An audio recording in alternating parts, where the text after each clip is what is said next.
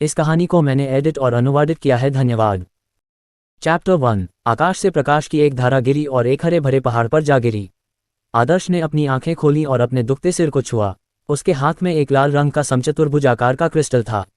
वह बगल की ओर देखने लगा, जहां उसने देखा कि उसके सामने बैठा एक मानव जैसा रोबोट सुनहरी धात्विक चमक बिखेर रहा था। लेस दैन अनलॉक करना शुरू करें।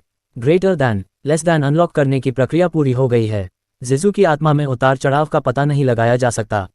निष्कर्ष, जिजू गायब हो गया है। नियमों के 372वें अनुच्छेद के अनुसार एक नए गुरु की खोज शुरू करें। Greater than. Less then scan करना शुरू करें। Greater than. मानव जैसा रोबोट की आंखों से लाल रंग की रोशनी फूट पड़ी। इसके केंद्र में होने के कारण प्रकाश अजीब तरह से तरंगित हुआ और सभी दिशाओं में बिखर गया। आदर्श के हाथ में लाल रंग का समचतुर्भुज आकार का क्रिस्टल अचानक लाल रंग की रोशनी के साथ फूट पड़ा और एक तेज गर्मी उत्सर्जित करने लगा। ये गर्म है। अपने दाहिने हाथ में जलन महसूस करते हुए आदर्श का चेहरा दर्द से मुड़ गया और वह चिल्लाया। कुछ ही देर बाद लाल रंग का समचतुर्भुज आकार का क्रिस्टल अजीब तरह से हवा में उड़ गया और उसके माथे में घुस गया। आदर्श को चक्कर आने लगा और वह बेहोश हो गया। लेस देन नए मास्टर पर ताला लगा दिया। नए मास्टर को अधिकार का पहला स्तर मिलता है। ग्रेटर दैन ह्यूमनॉइड रोबोट की निगाहें झिलमिला उठीं और वह आदर्श के बगल में बैठ गया। अगली सुबह जब धूप जमीन पर पड़ी तो आदर्श जाग गया। लेस देन मास्टर, आप जाग गए हैं। Greater than. जैसे ही उसने अपनी आंखें खोली, बगल से एक आवाज आई। आप रोबोट हैं? AKI। चौंक कर उसने अपने बगल में ह्यूमनॉइड रोबोट को देखा और चुपके से अंदर से चिल्लाया, मास्टर, इसका क्या मतलब है? मुझे रोबोट खरीदना याद नहीं है। वह सुनहरा मानव जैसा रोबोट बोला, लेस देन मैं एक जिजू विरासत रोबोट हूँ। मुझे जिजू संस्कृति और तकनीक को आगे बढ़ाने का काम सौंपा गया है। अब ब्रह्मांड में कोई जिजू नहीं है, इसलिए मुझे सक्रिय किया गया और नियमों के अनुसार आपको अपना नया स्वामी चुना। Greater than. एक विरासत रोबोट। AKI। मैं बहुत धन कमाने जा रहा हूँ। बहुत बढ़िया। ये पृथ्वी पर पहला असली आई रोबोट है। बढ़िया। मैं बहुत धन कमाने जा रहा हूँ। इस भद्दे आदर्श की आंखों में खुशी की चमक आ गई और वह जमीन पर कुछ बार लौट गया। एक असली आई रोबोट निश्चित रूप से पृथ्वी पर एक अमूल्य खजाना था। जब तक आप इसका अच्छा उपयोग करते हैं, आप आसानी से करोड़ों RMB कमा सकते हैं। करोड़ों RMB आदर्श के लिए अत्यधिक विलासिता में अपना जीवन बिताने के लिए पर्याप्त थे। हाँ, अमीर बनने के बाद मैं गोरी और नीली आंखों वाली पश्चिमी लड़कियों, काले बालों वाली और शुद्ध पूर्वी लड़कियों, आलीशान क्रूज जहाजों, खूबसूरत समुद्र तटों, दुनिया के बेहतरीन पाक व्यंजनों का आनंद लूंगा। मैं उन सभी का आनंद लेने जा रहा हूँ। मैं कितना भद्दा व्यक्ति हूँ। आदर्श ने जमीन पर लौटते हुए भविष्य के बारे में कल्पना की। सुनहरा मानव रोबोट बोला, लेस देन मास्टर, मुझे आपको ये बताते हुए खेद है कि यह पृथ्वी नहीं है। इसके बजाय यह एक विमान है जिसका मूल्यांकन ग्रेड पृथ्वी से 10,000 गुना अधिक है। पृथ्वी की एक सामान्य अभिव्यक्ति का उपयोग करते हुए आप स्थानांतरित हो गए हैं। Greater than. आदर्श की मुस्कान सख्त हो गई। गोरी और नीली आंखों वाली पश्चिमी लड़कियां, काले बालों वाली और शुद्ध पूर्वी लड़कियां, आलीशान क्रूज जहाज, खूबसूरत समुद्र तट, दुनिया के बेहतरीन पाक व्यंजन, ये सभी खूबसूरत छवियां तुरंत साबुन के बुलबुले की तरह फट गईं। आदर्श जमीन से उठे और घबराते हुए पूछा, आपकी लड़ने की ताकत कितनी है? उस सुनहरे मानवरूपी रोबोट ने उत्तर दिया, लेस देन स्तर 3 और उससे नीचे के जीवन रूप मेरे लिए उपयुक्त नहीं हैं। पृथ्वी के मानक के अनुसार शेर, बाघ और अन्य क्रूर जानवर एक ही मुक्का से उड़ जाएंगे। हालांकि मैं युद्ध रोबोट नहीं हूं। स्तर 4 के युद्ध रोबोट की लड़ने की शक्ति मुझसे ज्यादा है। Greater than. आदर्श ने एक भद्दे भाव के साथ पूछा, आपकी योग्यताएं क्या हैं? उस सुनहरे मानवरूपी रोबोट ने उत्तर दिया, लेस देन मास्टर, मेरी योग्यताएं पहले से ही आपके दिमाग में अंकित हैं। मेरी योग्यताएं जानने के लिए आपको केवल ध्यान केंद्रित करने की आवश्यकता है। Greater than. आदर्श ने तदनुसार ध्यान केंद्रित करना शुरू कर दिया। कुछ ही समय बाद बहुत सारी जानकारी उसके दिमाग में भर गई और उसे सुनहरे मानवरूपी रोबोट की समग्र क्षमताओं के बारे में पता चला। सुनहरे रोबोट के पास एक बहुत ही दुर्जेय कंप्यूटिंग चिप थी जिसकी कंप्यूटिंग गति खगोलीय रूप से उच्च थी। पृथ्वी के सभी इलेक्ट्रॉनिक उपकरण एक साथ मिलकर भी सुनहरे रोबोट की कंप्यूटिंग गति के 1/1000वें हिस्से को माप नहीं सकते थे। गोल्डन रोबोट की कंप्यूटिंग चिप में जिजू तकनीक से जुड़ी अनगिनत जानकारियों के रिकॉर्ड थे। जब जिजू अपने सबसे कमजोर और सबसे अनुभवहीन दौर में थे, तब से लेकर जब वे अपने सबसे शक्तिशाली दौर में थे और उनकी तकनीक सबसे विकसित थी, सब कुछ रिकॉर्ड किया गया था। इसमें हथियारों के कई ब्लूप्रिंट भी थे। उनमें से किसी भी ब्लूप्रिंट को धरती पर बहुत ज्यादा कीमत पर बेचा जा सकता था और धरती की तकनीक को अभूतपूर्व तरीके से आगे बढ़ाया जा सकता था। इसके अलावा इस गोल्डन रोबोट में अभी भी एक भयानक क्षमता थी, शून्य निर्माण। जब तक पर्याप्त ऊर्जा थी, ये पतली हवा से कोई भी हथियार बना सकता था। आदर्श ने अपनी आंखें खोली और ह्यूमनॉइड रोबोट को घूरते हुए पूछा, मैं तुम्हें क्या कहूँ? लेस देन मैं 3796वां विरासत रोबोट हूँ। मास्टर, आप मुझे 3796 कह सकते हैं या मुझे कोई ऐसा नाम दे सकते हैं जो आपको ज्यादा पसंद हो। Greater than. तो मैं तुम्हें 3796 कहूँगा। 3796 नकल प्रणाली शुरू करो और एक इंसान का रूप ले लो। लेस देन हाँ मास्टर। ग्रेटर दैन 3796 ने उत्तर दिया। यह विकृत हो गया और तेजी से आदर्श के समान कद काठी वाले एक औसत दिखने वाले मानव का रूप ले लिया। आदर्श ने आदेश देना जारी रखा, स्कैनिंग सिस्टम शुरू करो, आसपास के क्षेत्र में मानव बस्तियों की खोज करो। अगर 50 किलोमीटर के दायरे में कोई नहीं है तो शक्तिशाली जीवन रूपों के बिना पानी वाली जगह की तलाश करो। भले ही 3796 की लड़ाकू शक्ति कमजोर थी, लेकिन इसमें कई दुर्जेय सहायक क्षमताएं थीं और जीवन रूप रडार इसकी क्षमताओं में से एक था। जब तक पर्याप्त ऊर्जा थी, इसके रडार की सीमा 5000 किलोमीटर तक पहुंच सकती थी। बेशक रडार की सीमा जितनी बड़ी होगी उतनी ही अधिक ऊर्जा की खपत होगी। 3796 की हर क्रिया के लिए ऊर्जा की खपत की आवश्यकता होती है। स्वाभाविक रूप से आदर्श ने कीमती ऊर्जा को लापरवाही से बर्बाद करने की हिम्मत नहीं की। लेस देन हाँ मास्टर। स्कैन मोड शुरू करें, दायरे में 50 किलोमीटर के क्षेत्र को स्कैन करें। खपत प्रति घंटे 0.1 कुन ऊर्जा।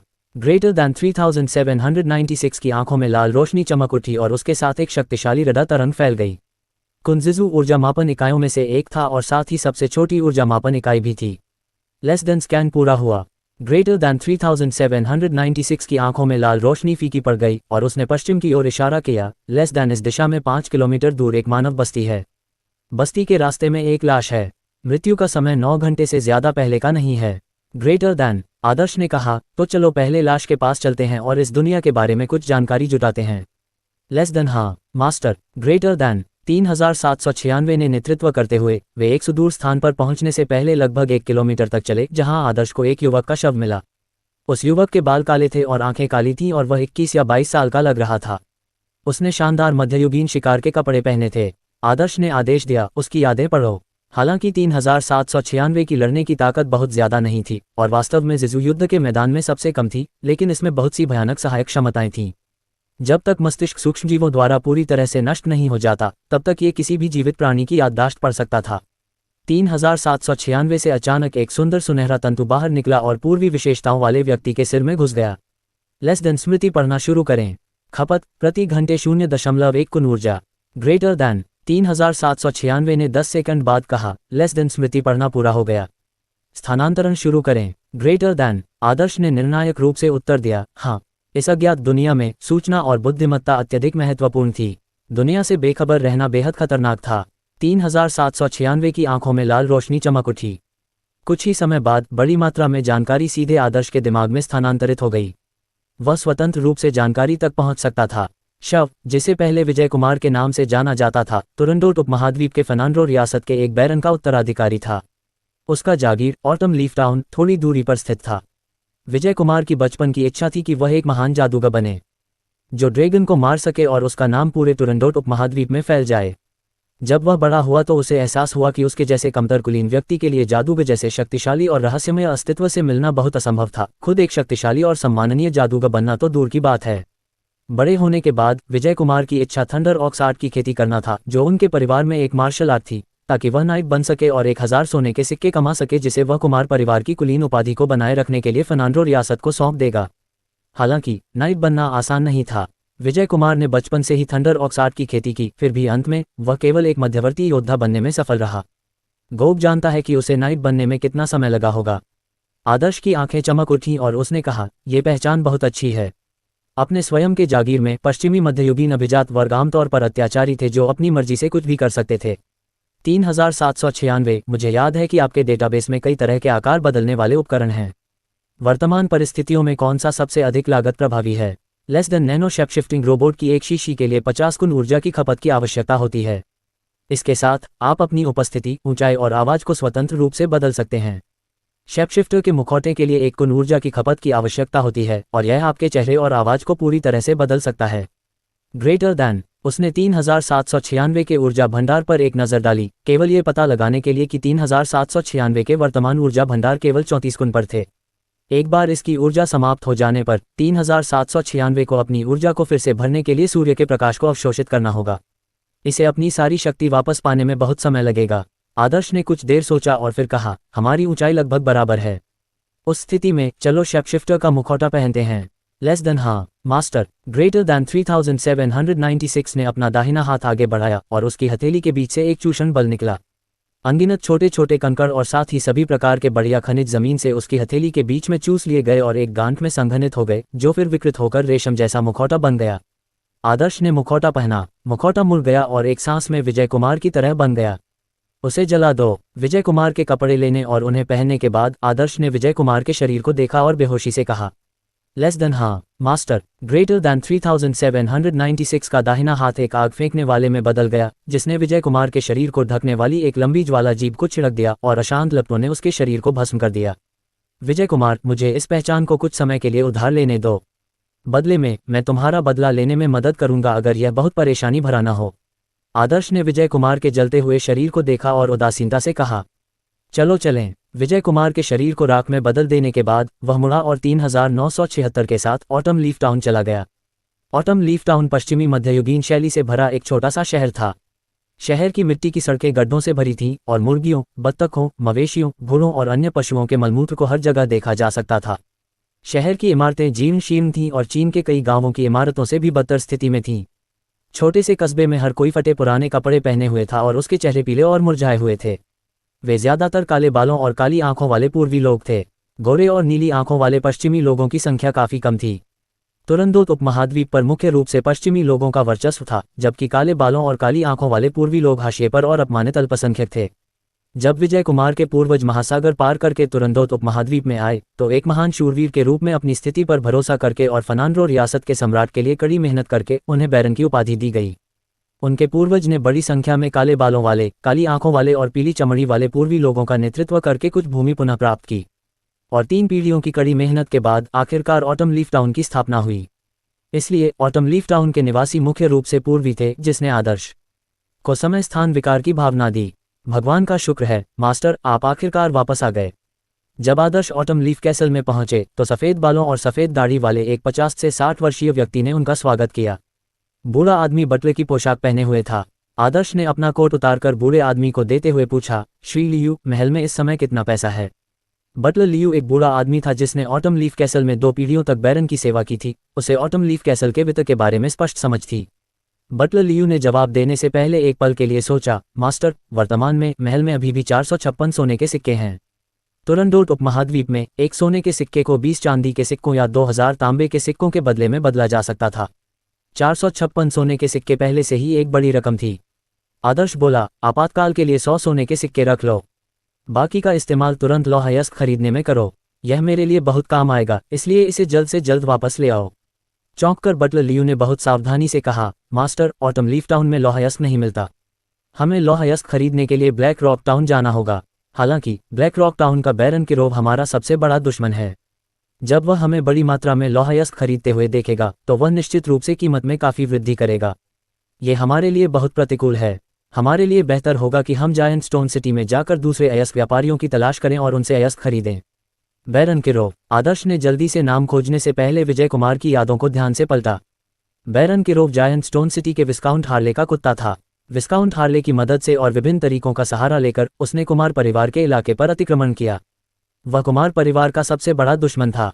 विजय कुमार की मौत बहुत अजीब थी। आदर्श के अनुमान के अनुसार बैरन किरोव निश्चित रूप से एक संदिग्ध था। दिलचस्प। आदर्श के मुंह के कोने थोड़े ऊपर उठे और उसकी आंखों में उत्साह की झलक दिखाई दी। उसने कहा, बैरन किरोव सूदखोरी का धंधा करता है। किसी को उससे संपर्क करने के लिए भेजो। उसे बताओ कि मुझे जायंट स्टोन सिटी की सुश्री सिसी एक से प्यार हो गया है और मैं उसे छुड़ाना चाहता हूँ। इसलिए ऑटम लीफ टाउन को गिरवी रखकर मैं 5000 सोने के सिक्के उधार लेना चाहता हूँ।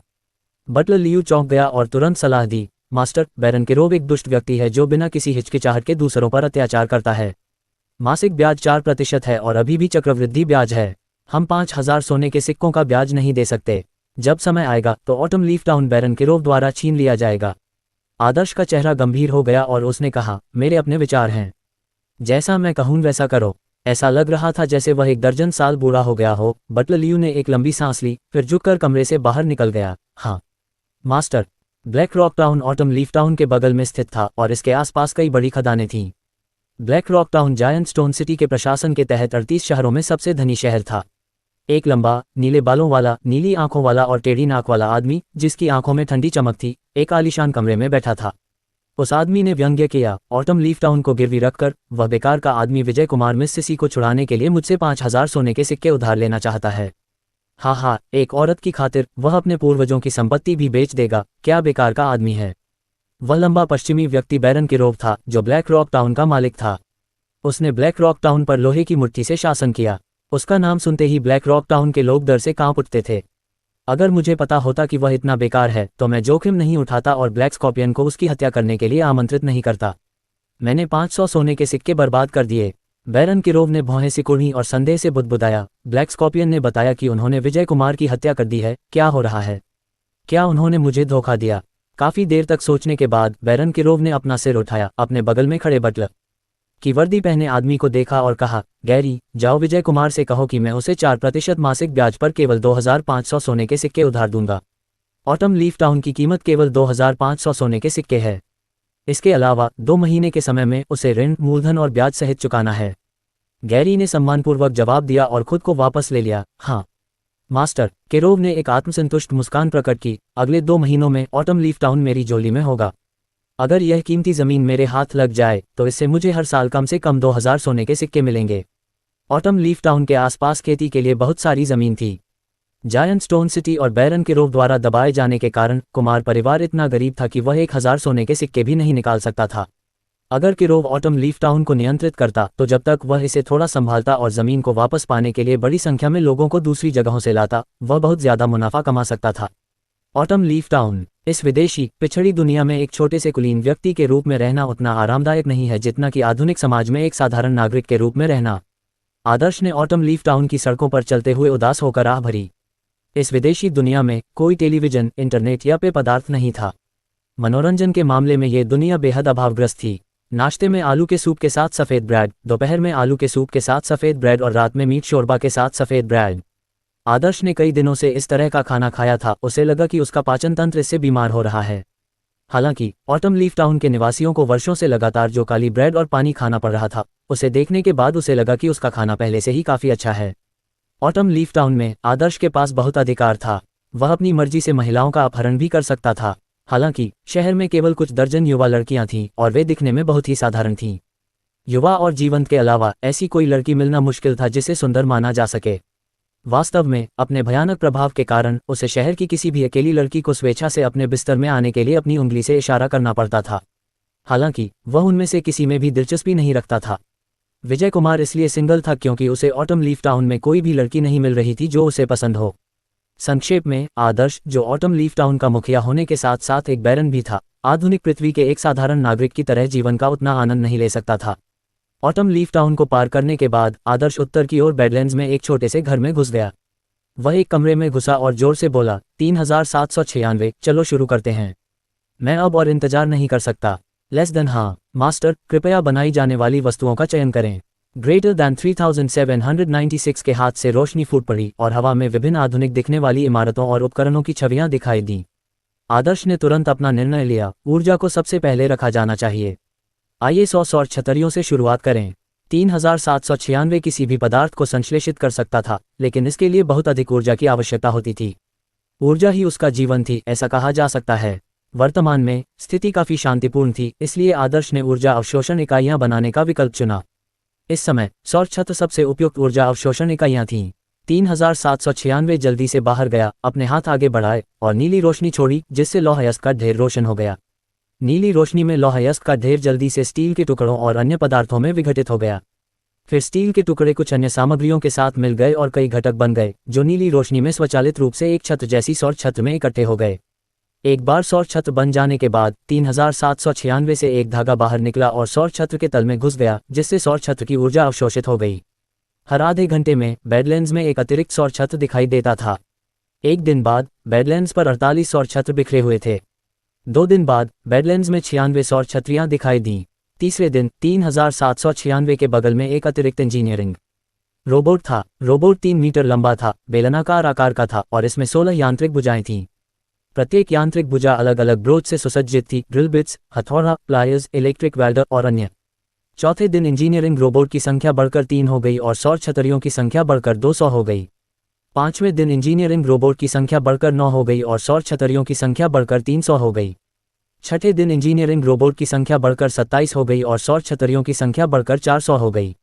7वें दिन इंजीनियरिंग रोबोट की संख्या बढ़कर 81 हो गई और सौर छतरियों की संख्या बढ़कर 500 हो गई। 8वें दिन इंजीनियरिंग रोबोट की संख्या बढ़कर 243 हो गई और सौर छतरियों की संख्या बढ़कर 600 हो गई। 9वें दिन बेडलैंड्स में एक ज़बरदस्त बदलाव आया, फैक्ट्रियां लगभग हवा से ही दिखाई देने लगीं और साथ में गड़गड़ाहट की आवाज़ें भी आने लगीं। 10वें दिन बेडलैंड्स पर जैसे फूल खिल रहे हों, 2000 सौर छतरियां ऊर्जा को तेजी से सोख रही थीं। पत्थरों से ढकी और खेती के लिए असंभव बंजर भूमि अब एक विशाल कारखाना परिसर बन गई है। विशाल कारखाना परिसर में फैली फैक्ट्रियों से यांत्रिक गड़गड़ाहट की आवाज़ें निकल रही थीं। लेस देन स्वागत है मास्टर, ग्रेटर देन। जब आदर्श विशाल कारखाना परिसर के पास पहुंचा तो फैक्ट्री परिसर के गेट के सामने पीठ पर ब्लेड लगाए खड़े 2 गार्ड जमीन पर घुटनों के बल बैठे और ठंडी यांत्रिक आवाज में बोले। आदर्श ने 2 गार्डों को, जो लगभग इंसानों जैसे ही दिख रहे थे, एक नज़र से देखा और बिना कुछ कहे फैक्ट्री परिसर में एक फैक्ट्री की ओर बढ़ गया। फैक्ट्री परिसर में प्रवेश करने के बाद दोनों गार्ड लगभग एक ही समय पर खड़े हो गए। उनकी हरकतें बिल्कुल एक जैसी थीं। आदर्श सीधे सबसे बड़ी फैक्ट्री की ओर गया और उसमें घुस गया। अंदर हवा में लटका हुआ एक विशाल धातु का गोला था। विशाल धातु के गोले से कई यांत्रिक तंतु निकले हुए थे जो अलग अलग औजारों के रूप में काम कर रहे थे और असेंबली लाइनों के ऊपर चलने वाले भागों से एक के बाद एक रोबोट को इकट्ठा कर रहे थे। असेंबली लाइन से बाहर निकलने के बाद रोबोट तुरंत फैक्ट्री से बाहर निकल गए और अन्य फैक्ट्रियों में जाकर कामगार के रूप में काम करने लगे, विभिन्न धातुओं को परिष्कृत करने और घटकों का उत्पादन करने लगे।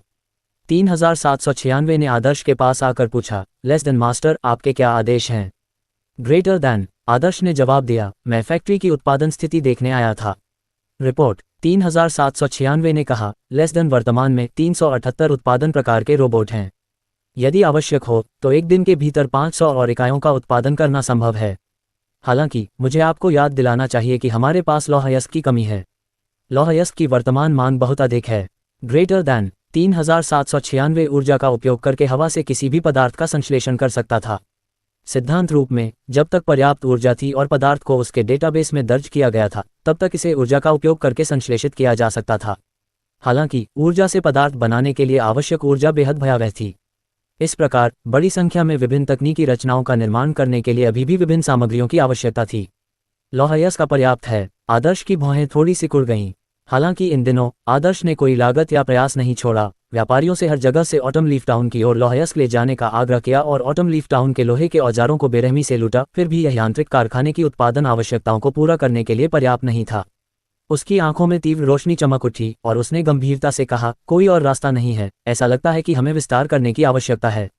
सभी युद्ध रोबोट मॉडल खींचो जो इस समय उत्पादित किए जा सकते हैं। लेस देन, हाँ मास्टर। ग्रेटर देन 3796 ने जल्दी से विभिन्न युद्ध रोबोट मॉडल खींचे। Less than, bladed robot, 6 metre लंबा, 6 टन वजन, 8 सुपर मिश्र धातु ब्लेड वाले हथियारों से लैस, लेवल 4 सुरक्षात्मक आवरण को काटने में सक्षम, 2 सिलेंडर सौर ऊर्जा भट्टी से लैस, 650 किलोमीटर के दायरे में युद्ध करने में सक्षम, लेवल 1 ऊर्जा ढाल से लैस। कुल उत्पादन आवश्यकता 800 कुल ऊर्जा। लड़ने की ताकत का सामान्य मूल्यांकन level 7। Greater than, less than, bladed robot, 6 metre लंबा, 6 टन वजन, 8 सुपर मिश्र धातु ब्लेड वाले हथियारों से लैस, लेवल 4 सुरक्षात्मक आवरण को काटने में सक्षम, 2 सिलेंडर सौर ऊर्जा भट्टी से लैस, 450 किलोमीटर के दायरे में युद्ध करने में सक्षम। कुल उत्पादन आवश्यकता 20 कुल ऊर्जा। युद्ध शक्ति का सामान्य मूल्यांकन स्तर 6। Greater than, less than, gunner robot, 5 metre लंबा, 18 टन वजन, 4-6 बैरल वल्कन तोपों से सुसज्जित, 237 मिलीमीटर एंटी एयरक्राफ्ट तोपों से सुसज्जित, 2 सिलेंडर सौर ऊर्जा भट्टी से सुसज्जित, 650 किलोमीटर के दायरे में युद्ध करने में सक्षम, 40,000 राउंड की वहन क्षमता, स्तर 1 ऊर्जा ढाल से सुसज्जित। कुल उत्पादन आवश्यकता 800 कुल ऊर्जा। युद्ध शक्ति का सामान्य मूल्यांकन स्तर 7। Greater than, less than, gunner robot, 5 metre लंबा, 18 टन वजन, 4-6 बैरल वल्कन तोपों से सुसज्जित, 237 मिलीमीटर एंटी एयरक्राफ्ट तोपों से सुसज्जित, 2 सिलेंडर सौर ऊर्जा भट्टी से सुसज्जित, 450 किलोमीटर के दायरे में युद्ध करने में सक्षम, 40,000 राउंड की वहन क्षमता। कुल उत्पादन आवश्यकता 20 कुल ऊर्जा। लड़ाई की ताकत का सामान्य मूल्यांकन स्तर 6। Greater than, less than, artillery robot, 5 metre लंबा, 38 टन वजन, 24 barrel rocket launcher, guided missile launcher, 150 millimetre artillery, 2 cylinder वाली सौर ऊर्जा भट्टी से लैस, 450 किलोमीटर के दायरे में युद्ध करने में सक्षम, 40,000 राउंड की वहन क्षमता, स्तर 1 ऊर्जा ढाल से लैस। कुल उत्पादन आवश्यकता 800 कुल ऊर्जा। लड़ाई की ताकत का सामान्य मूल्यांकन स्तर 7। Greater than, less than, artillery robot, लड़ाई की ताकत का सामान्य मूल्यांकन स्तर 6। Greater than, less than, shielded robot, 8 metre लंबा, 60 टन वजन, सुपर अलॉय बड़े ब्लेड से लैस, 4 सिलेंडर वाली सौर ऊर्जा भट्टी से लैस, 650 किलोमीटर के दायरे में युद्ध करने में सक्षम, स्तर 2 ऊर्जा ढाल और कई तरह के रक्षात्मक उपकरणों से लैस। कुल उत्पादन आवश्यकता 800 कुन ऊर्जा। सामान्य लड़ाकू क्षमता का मूल्यांकन स्तर 7। ग्रेटर दैन लेस देन ढाल वाला रोबोट, स्तर 1 ऊर्जा ढाल से सुसज्जित।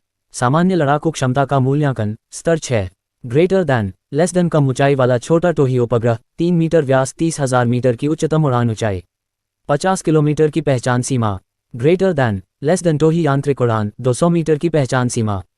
ग्रेटर दैन लेस देन तरल धातु रोबोट, 3 मीटर लंबा, 1 टन वजन, स्वतंत्र रूप से अपना आकार चुन सकता है, सभी प्रकार के हथियारों का स्वतंत्र रूप से उपयोग कर सकता है। लपटों, बिजली, शक्तिशाली संक्षारक एसिड और विनाशकारी एओई हमलों के प्रति कमजोर। कुल उत्पादन आवश्यकता 100 कुन ऊर्जा। सामान्य लड़ाकू क्षमता का मूल्यांकन स्तर 6। Greater than less than Falcon heavy duty assault helicopter, 437.5 millimetre तोपों, 2 barrel rapid fire air to air मिसाइलों और 2 barrel Falcon air to surface मिसाइलों से सुसज्जित है। उत्पादन आवश्यकता 100 कुन ऊर्जा। लड़ाकू शक्ति का सामान्य मूल्यांकन स्तर 7। Greater than less than lightning supersonic fighter, 50 millimetre anti aircraft तोप, 2 barrel rapid fire air to air missile और 2 barrel Falcon air to surface missile से लैस। उत्पादन आवश्यकता 100 कुन ऊर्जा। लड़ाकू शक्ति का सामान्य मूल्यांकन स्तर 7। उड़ान भरने के लिए एक हवाई जहाज रनवे की आवश्यकता होती है। Greater than less then Colossus heavy duty bomber. उत्पादन आवश्यकता 100 कुन ऊर्जा। लड़ाकू शक्ति का सामान्य मूल्यांकन स्तर 7। Greater than less than thunder demon heavy duty carrier. उत्पादन आवश्यकता 60 कुन ऊर्जा। लड़ने की शक्ति का सामान्य मूल्यांकन स्तर 5। Greater than less than greater than. Adarsh ने विभिन्न प्रकार के हथियारों के बारे में जानकारी देखी, फिर थोड़ा भौहें सिकुड़ी और गंभीरता से कहा, सबसे उच्च स्तर केवल स्तर 7 है, क्या ये बहुत कमजोर नहीं है? कोई उच्च स्तर के हथियार नहीं हैं। जब से उसे विरासत मिली है, उसने बहुत सारे भयानक हथियार देखे हैं जिनकी शक्ति तुच्छ स्तर 7 रोबोट से कहीं ज्यादा है, लेस देन है, लेकिन मेरी वर्तमान ऊर्जा सीमा 100 कुन ऊर्जा पर है। मैं केवल 100 कुन ऊर्जा से कम के घटकों का उत्पादन करने में सक्षम हूँ। स्तर -8 की लड़ाई शक्ति या उससे अधिक वाले युद्ध रोबोट के लिए कई घटकों और सामग्रियों की उत्पादन लागत 100 कुन ऊर्जा से अधिक है। वर्तमान में मैं उन घटकों का उत्पादन करने में असमर्थ हूं और इसलिए मैं स्तर 8 की लड़ाई शक्ति या उससे अधिक वाले युद्ध रोबोट का उत्पादन करने में भी असमर्थ हूं। Greater than less then. इस समस्या को हल करने के 3 तरीके हैं। पहली विधि है एक मजबूत गढ़ बनाना और उसके बड़े पैमाने पर ऊर्जा और पदार्थ कन्वर्टर का उपयोग करके सामग्रियों को उच्च ग्रेड में बदलना। दूसरी विधि है सही सामग्रियों की तलाश करना। तीसरी विधि है इस जगह की तकनीक को बढ़ावा देना और तब तक और कारखाने बनाना जब तक कि इस जगह की तकनीक उन घटकों और सामग्रियों का उत्पादन करने में सक्षम न हो जाए। ग्रेटर दैन एक मजबूत गढ़। आदर्श ने इच्छा व्यक्त की और नीचे की ओर देखा। लेस देन मोबाइल मजबूत गढ़, 3 किलोमीटर व्यास, 100 रोम्बस लेजर तोपों, 100-200 मिलीमीटर भारी तोपखाने, 345 मिलीमीटर तोपों, 100 बुनियादी गढ़ तोपखाने, स्तर 3 बड़ी ऊर्जा ढाल से सुसज्जित।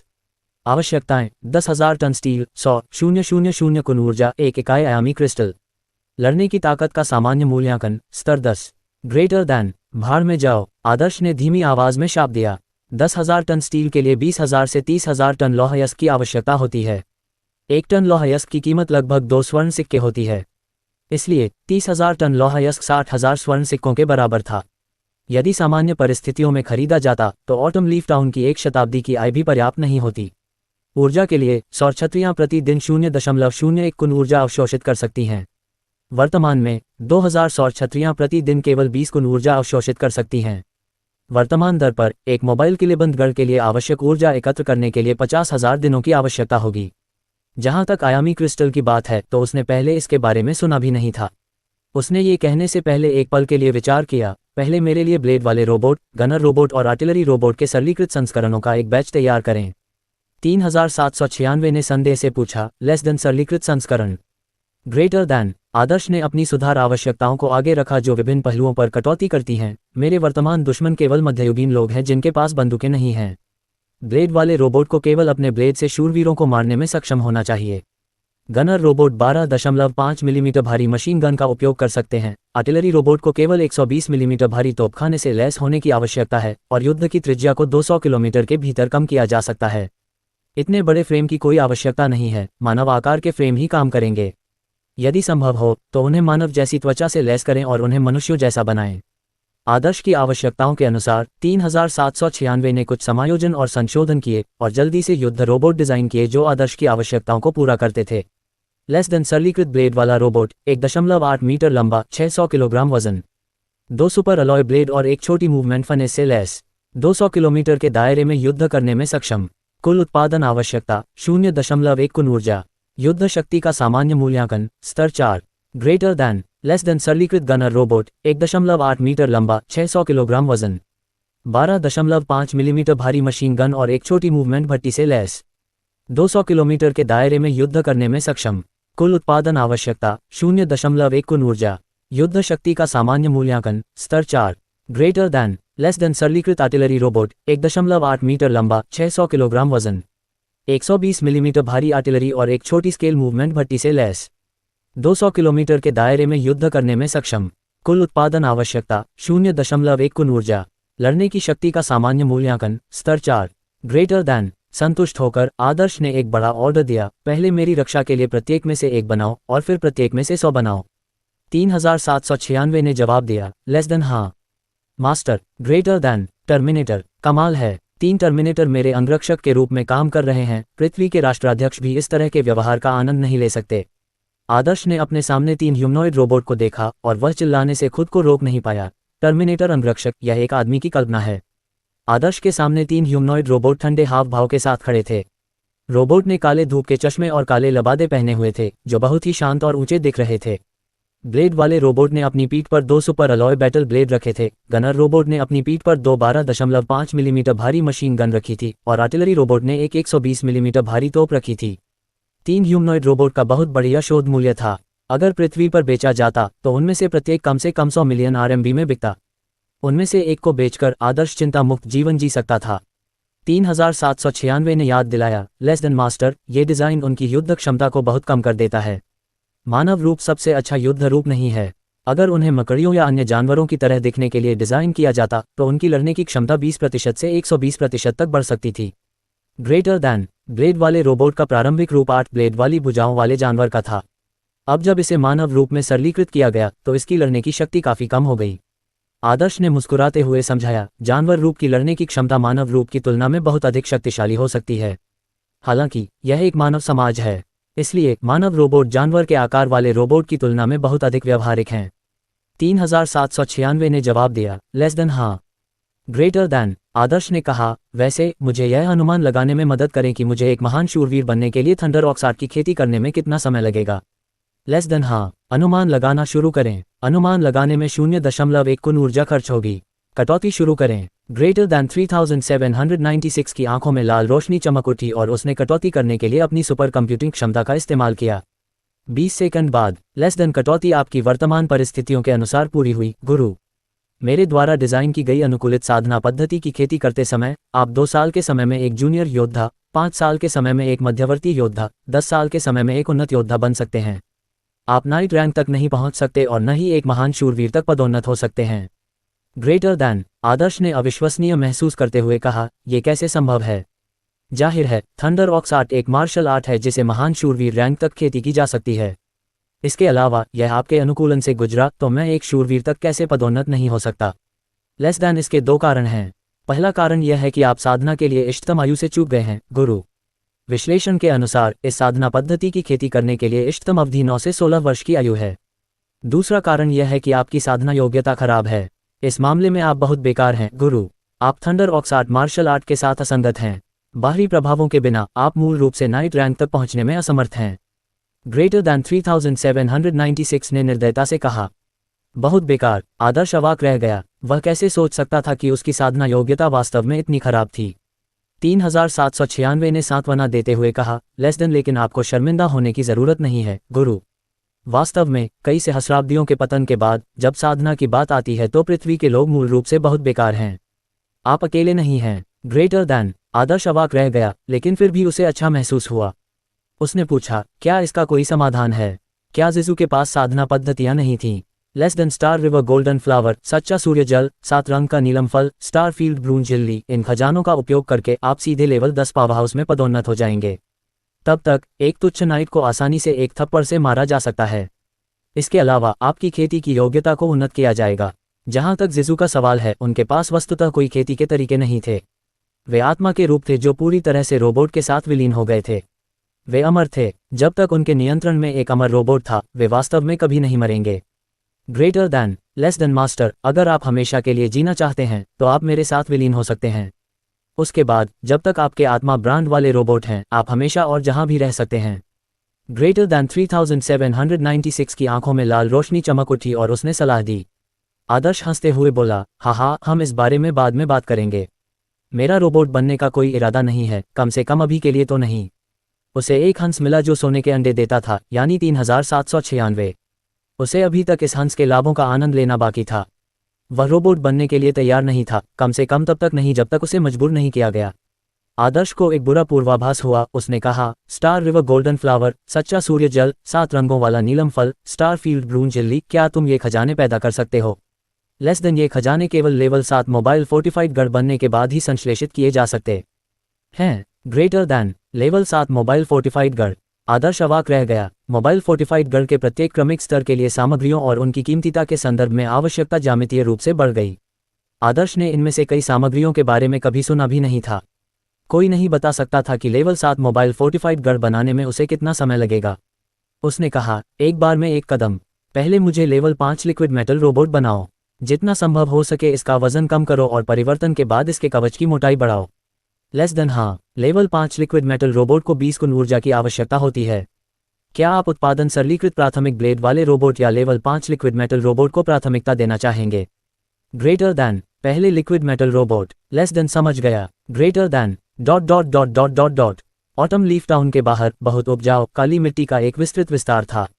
कई क्षीण गंदे किसान जैसे चींटियां धूप में कड़ी मेहनत से काम कर रहे थे, एक सुंदर दृश्य बनाते हुए। चमकदार चावल की फसलें हवा में लहरा रही थीं। अचानक दूर से घोड़े की नाल की आवाज आई। जब खेतों में काम करने वाले किसानों ने ऊपर देखा तो उन्होंने देखा कि पूरी तरह से सशस्त्र घुड़सवार सेना काले कपड़े पहने हुए सर पर दौड़ रही है। ब्लैक विंड बैंडिट्स, वे ब्लैक विंड बैंडिट्स हैं। ब्लैक विंड बैंडिट्स, उद्धरण चिन्ह ... उद्धरण चिन्ह। इलाके में घबराई हुई आवाजें गूंज उठीं। भयभीत भावों के साथ किसान सब कुछ छोड़कर भागने लगे। काले कपड़े पहने घुड़सवार सैनिक अपने चेहरों पर भयावह मुस्कान के साथ धनुष से छोड़े गए तीखे तीरों की तरह ऑटम लीफ टाउन की ओर दौड़े। Ding dong, ding dong. Autumn leaf town में एक गूंजती हुई अलार्म की आवाज गूंज उठी। घबराए हुए ऑटम लीफ टाउन के लोग अपने घरों में छिप गए और हथियार लेकर कांपने लगे। गेट बंद करो, गेट तुरंत बंद करो, जल्दी करो मूर्खों, अपनी भलाई के लिए जल्दी से गेट बंद करो। ऑटम लीफ कैसल के गेट पर एक पीले चेहरे वाले अधिकारी ने गार्ड को महल का गेट बंद करने का निर्देश दिया। अधिकारी की डांट और गाली के तहत महल का गेट आखिरकार बंद होने लगा। मास्टर, ये बुरा है। ब्लैक विंड बैंडिट्स यहाँ हैं। ब्लैक विंड बैंडिट्स यहाँ हैं। एक पीली और भयभीत अभिव्यक्ति के साथ बटलर लियू महल के बगीचे में घुस गया और आदर्श की ओर चिल्लाया, ब्लैक विंड बैंडिट्स, वे कौन हैं? आदर्श ने अपनी भौहें सिकुड़ी और फिर बटलर लियू का पीछा करते हुए महल की शहर की दीवार के ऊपर चला गया। शहर की दीवार के रास्ते में बटलर लियू ने आदर्श को ब्लैक विंड बैंडिट्स के बारे में विस्तृत जानकारी दी। Black wind bandits giant stone city के आसपास सक्रिय डाकुओं का एक समूह था। ये पूरी तरह से घुड़सवारों से बना था जो हवा की तरह आते जाते थे। ये बेहद चालाक था और हर जगह शहरों और कारवां को लूटता था। जायंट स्टोन सिटी ने ब्लैक विंड बैंडिट्स से छुटकारा पाने के लिए कई मौकों पर सेना भेजी थी। कई असफलताओं के बाद ये पता चला कि ब्लैक विंड बैंडिट्स का नेता बैरी नाइट रैंक की ताकत वाला एक चौंकाने वाला पावर हाउस था। नाइट वह होता था जो नाइट के गुप्त तरीकों का अभ्यास करने वाले और नश्वर शरीर की सीमाओं को तोड़ने वाले विशेषज्ञों को कहा जाता था। एक साधारण नाइट अपनी इच्छानुसार 200 किलोग्राम भारी हथियार चला सकता था। अपने पूरे शरीर को ढंकने वाले कवच को पहनने के बाद वे अजेय टैंकों की तरह महसूस करेंगे। उनके पास असाधारण युद्ध क्षमता थी जिसकी कोई बराबरी नहीं थी। ऑटम लीफ टाउन के कई सौ लोगों में एक भी नाइट रैंक पावर हाउस नहीं था। ऑटम लीफ कैसल में सबसे मजबूत पावर हाउस गार्ड कमांडर दक्ष कुमार था और वह केवल एक मध्यवर्ती योद्धा था। शहर की दीवार की सुरक्षा के बिना एक नाइट आसानी से ऑटम लीफ कैसल में सभी का नरसंहार कर सकता था। सामान्य तौर पर नाइट रैंक की खेती के आधार वाले विशेषज्ञों को बड़े अभिजात वर्ग द्वारा भर्ती किया जाता था। हालांकि विभिन्न कारणों से कुछ नाइट डाकू या अपराधी बन जाते थे। जो नाइट अपराधी बन गए वे निस्संदेह सबसे भयानक अस्तित्व थे। बटलर लियू ने आदर्श को ब्लैक विंड बैंडिट्स के आतंक का वर्णन किया। इस बीच उसने चुपके से आदर्श के बगल में 4 मजबूत अंगरक्षकों को देखा और उसकी आंखों में संदेह की एक झलक दिखाई दी। ऑटम लीफ टाउन एक बंद शहर था जिसकी आबादी कम थी, इसलिए अजनबियों का आना निश्चित रूप से एक बड़ी सनसनी पैदा करेगा। बटलर लियू को संदेह हुआ जब आदर्श 4 आकर्षक मजबूत अंगरक्षकों के साथ एक यात्रा से लौटा। हालांकि वह जानता था कि यह एक खतरनाक समय था, इसलिए उसने बहुत अधिक सवाल नहीं पूछे। जब आदर्श शहर की दीवार के शीर्ष पर पहुंचा तो उसने 100 से अधिक काले लबादे पहने, दांतों तक हथियारबंद घुड़सवारों को प्रथम श्रेणी के युद्ध के घोड़ों पर सवार होकर भागते देखा। घुड़सवार सेना का नेतृत्व एक योद्धा कर रहा था जो भारी कवच से ढका हुआ था और एक जंगली जानवर पर सवार था। मानो वह एक टैंक हो, वह दमन की एक मजबूत भावना को प्रकट करता था। आदर्श ने आसपास की जांच की। शहर की दीवार के ऊपर 36 रक्षक थे, जिनमें 10 तीरंदाज, 8 कनिष्ठ योद्धा और एक मध्यवर्ती योद्धा शामिल थे जो गार्ड कमांडर दक्ष कुमार था। इस लाइनअप को ऑटम लीफ टाउन की सार्वजनिक व्यवस्था को बनाए रखने में कोई समस्या नहीं थी। हालांकि ब्लैकविंड बैंडिट से निपटना, जिसके पास एक नाइट था, निश्चित रूप से एक पाइप सपना था। शहर की दीवार के ऊपर के पहरेदारों का रंग पीला पड़ गया था क्योंकि वे दूर से ब्लैकविंड बैंडिट्स को देख रहे थे। कुछ पहरेदारों के पैर और हाथ भी कांप रहे थे। अगर 6 मीटर ऊंची शहर की दीवार से सुरक्षा न होती तो इन पहरेदारों का मनोबल पहले ही गिर चुका होता, वे लड़ने में असमर्थ होते। ऑटम लीफ कैसल के पहरेदारों ने अब तक केवल सार्वजनिक सुरक्षा को बनाए रखा था। उनके और ब्लैकविंड बैंडिट्स के बीच कोई तुलना नहीं थी, जिन्होंने कई जीवन मृत्यु की लड़ाइयां लड़ी थीं। हर ब्लैकविंड बैंडिट कम से कम एक जूनियर योद्धा था। इसके अलावा अगर उन जूनियर योद्धाओं में से किसी के खिलाफ खड़ा किया जाए जिन्होंने कई जीवन मृत्यु की लड़ाइयां लड़ी हैं, तो ऑटम लीफ टाउन का सबसे मजबूत व्यक्ति दक्ष कुमार भी उन्हें मारने में सक्षम नहीं हो सकता है। 100 से ज्यादा ब्लैकविंड बैंडिट्स मानो बवंडर की तरह जल्दी से ऑटम लीफ कैसल के सामने पहुंच गए। काले भारी कवच से ढके बैरी ने आसानी से अपने घोड़े से उतरकर अपने हेलमेट के छज्जे से ऑटम लीफ कैसल को ठंडे अंदाज में देखा। 100 से ज्यादा ब्लैकविंड बैंडिट्स ने अपने घोड़ों से कुशलता से उतरकर बैरी के पीछे अपनी जगह ले ली और ऑटम लीफ कैसल को उपहास से देखा। बिना किसी बकवास के बैरी ने अपनी पीठ से एक बहुत बड़ी तलवार निकाली और ऑटम लीफ कैसल की ओर बढ़ गया। 100 से ज्यादा ब्लैकविंड बैंडिट्स बैरी का पीछा करते हुए ऑटम लीफ कैसल की ओर बढ़े। तीर छोड़ो, उसे गोली मारो, बैरी को गोली मारो, दक्ष कुमार चिल्लाते हुए पीला पड़ गया। 10 तीरंदाजों ने शहर की दीवार के ऊपर से बैरी पर बेतहाशा गोलियां चलाईं। कुछ ही देर बाद बैरी पर बारिश की बूंदों की तरह 10 तीर छोड़े गए। 10 तीरंदाजों को स्पष्ट रूप से अच्छी तरह से प्रशिक्षित नहीं किया गया था क्योंकि 10 में से 9 तीर चूक गए। केवल एक तीर बैरी के कंधे पर लगा और फिर उछल गया।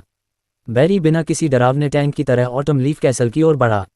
जब उन्होंने ये देखा तो शहर की दीवार पर मौजूद पहरेदारों की हिम्मत और नैतिकता डगमगा गई। तीरों की दूसरी बौछार बैरी को छू भी नहीं पाए। कमाल है, ये तुम्हारे लिए एक भारी कवच वाला शूरवीर है, वाकई कमाल है। जब आदर्श ने बैरी को तीरों की बारिश के बीच बेकाबू अंदाज में हमला करते देखा तो उसकी आंखों में प्रशंसा की चमक आ गई। कुछ ही सांसों के भीतर बैरी ऑटम लीफ कैसल की शहर की दीवार के नीचे पहुंच गया।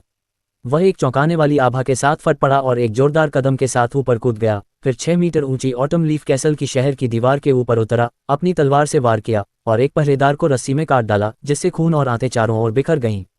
ऑटम लीफ कैसल की शहर की दीवार के ऊपर के पहरेदारों ने कभी खूनी लड़ाई नहीं देखी थी। ये भयानक दृश्य देखकर उनका मनोबल टूट गया और वे तितर बितर हो गए। बैरी बैरी बैरी बैरी उद्धरण चिन्ह। शहर की दीवार के नीचे ब्लैकविंड बैंडिट्स ने अपने हथियार उठाए और जोश और उत्साह से भरे जयकारे लगाए। बैरी ने ऑटम लीफ टाउन के पहरेदारों को ठंडी नजर से देखा, फिर अपने हाथ की एक लहर से शहर की दीवार के ऊपर से रस्सियां नीचे गिरा दीं।